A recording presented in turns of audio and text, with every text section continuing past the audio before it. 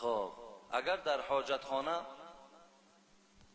خب پس از بیرون شدن حاجت خانه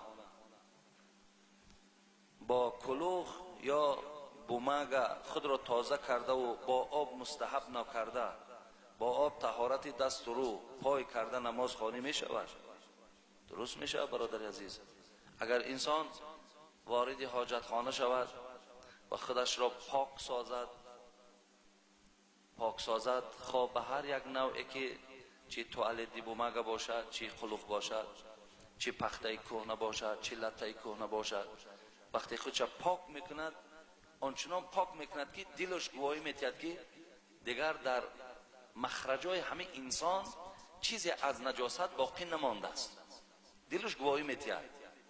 در همین حالت پس از این شستن آداب میگویند. شوی خوب، نشویم باقی ندارم.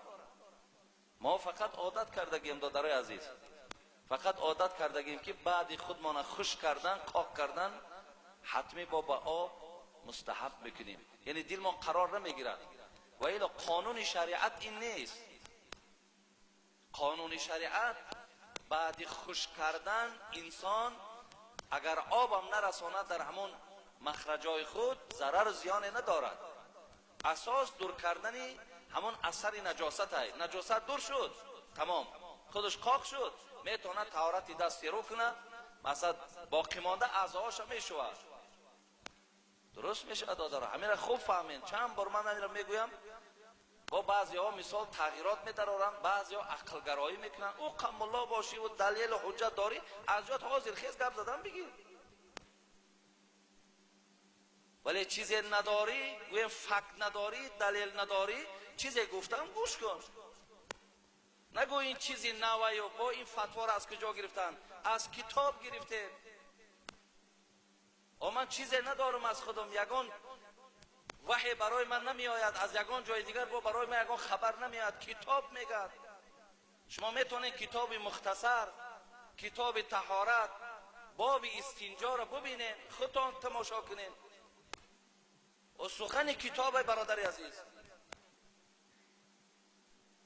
برای بسیاری آدم ها گویم که نمیدونم یا برای خودشون شیرین کردن یا برای خودشون فهماندن که من علم بلندتره، علم بلند داری از پس من نیو در پیش من خیز گپ زن.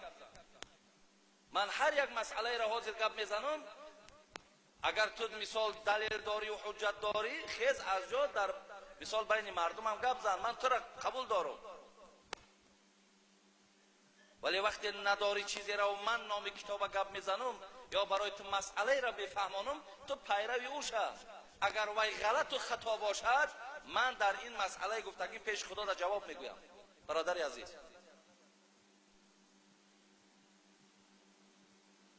همین مسئله را خیلی با دقت باشین. هر چیزی که برادر عزیز میشنوین و کسی در همو ایراد میگیرد یا میگه همین نادرست است یا همین فلان است، شما برای نادرست اگر شما دلاور نشوین بر من روبرو گپ زدن، شما در مکتوب نویسین، من میخوانم برای همون شک از دل شما دور شدن. کدام مسئله ای که شما در او شک دارین، شبهه دارین، یا یگان پیشواتون میگه همین مسئله نادرست است، شما ویا به من نویسانین، لیکن فقط همون ادرس همون آدم هم در نویسین. خداوند من برای شما جواب گویم. برای همین مسئله همین رنگش داده رو عزیز. ولی بعضی آدم ها بیچاره حتی بیمارن همونها رو مجبور میکنن که مقصد خوش کم کردی حتمی آب برسان. حالا که برای آدمی بیمار که تماما این اسلام دینی هست برادرای عزیز که حرج نداره، مشکلات نداره. این مشکلات میداشت. ببین در یک سال یک بار ماه رمضان میاد، میگه معدت مزش نیست، روزه تا بخور. قوت روزه گرفتن نداری، روزه تا بخور. قوت راست ایستادن نداری، ببین راستا نماز خواندن فرض است. وقتی قوت راست ایستادن نداری، جا در نشستن نماز خوان. و اسلام دینی هست که مشکلات نداره برادر عزیز، همیشه آسانی است.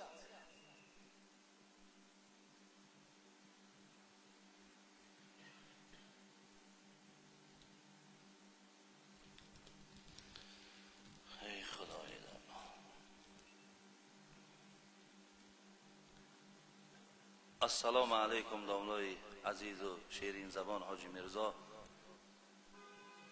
از شما خواهش دارم که با سوالهای من جواب دهید.